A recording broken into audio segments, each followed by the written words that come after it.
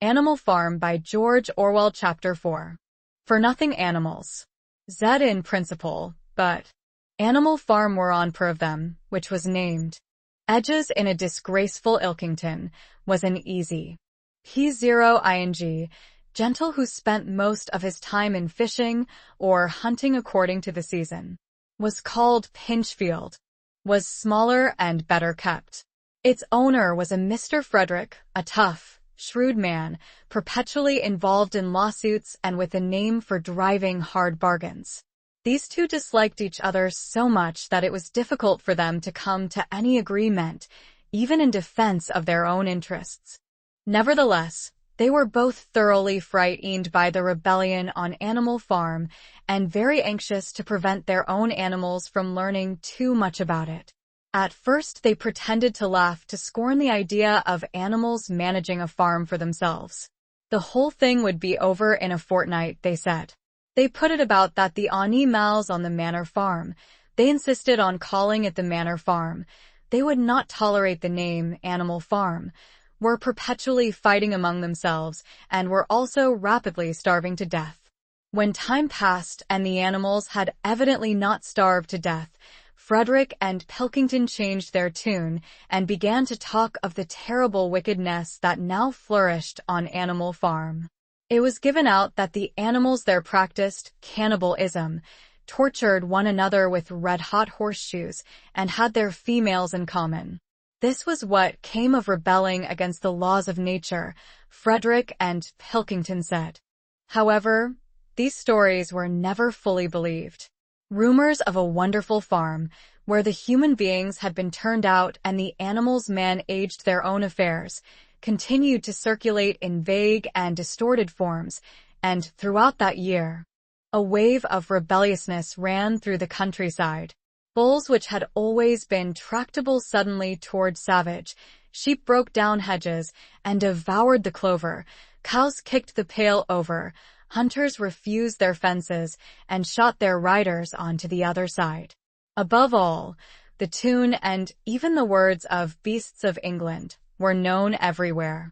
It had spread with astonishing speed. The human beings could not contain their rage when they heard the song, though they pretended to think it merely ridiculous.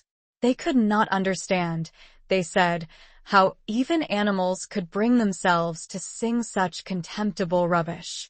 Any animal caught singing it was given a flogging on the spot. And yet the song was irrepressible. The blackbirds whistled it in the hedges, the pigeons coved it in the elms, it got into the din of the smithies and the tune of the church bells. And when the human beings listened to it, they secretly trembled. As moan, hearing in it a prophecy of. Early in October, when the corn was cut and stacked and some of it was already threshed, a flight of pigeons came whirling through the air and alighted in the yard of Animal Farm in the wildest excitement.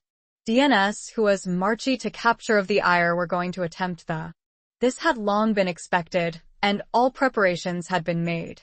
Snowball, who had studied an old book of Julius Caesar's campaigns which he had found in the farmhouse, was in charge of the defensive operations. He gave his orders quickly, and in a couple of minutes every animal was at his post. As the human beings approached the farm buildings, Snowball launched his first attack.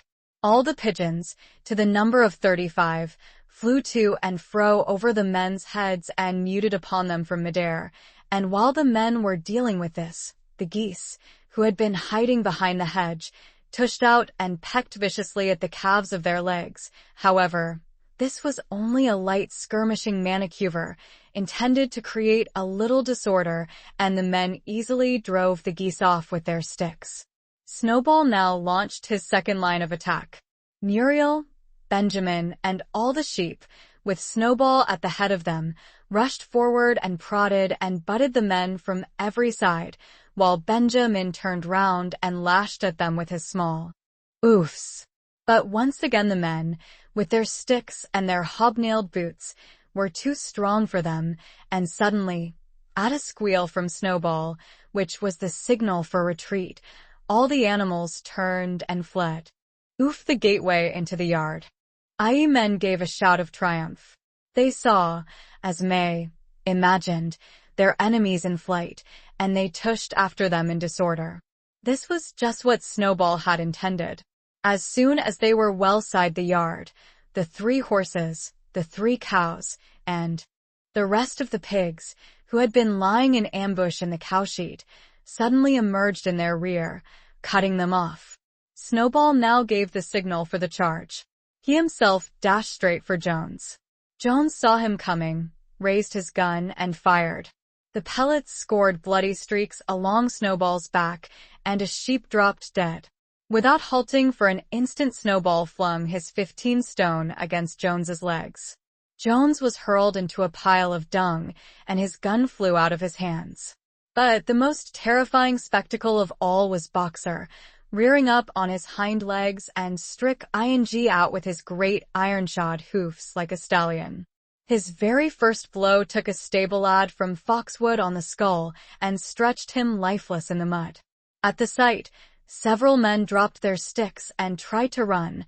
Panic overtook them, and the next moment all the animals together were chasing them round and round the yard. They were gored, kicked, bitten, trampled on.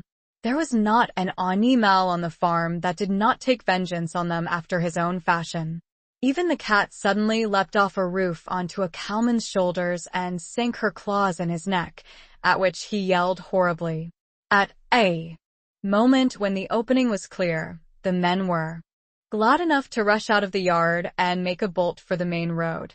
And so within 5 minutes of their invasion they were in ignominious retreat by the same way as they had come, with a flock of geese after them and pecking at their calves all the way. All the men were gone except one.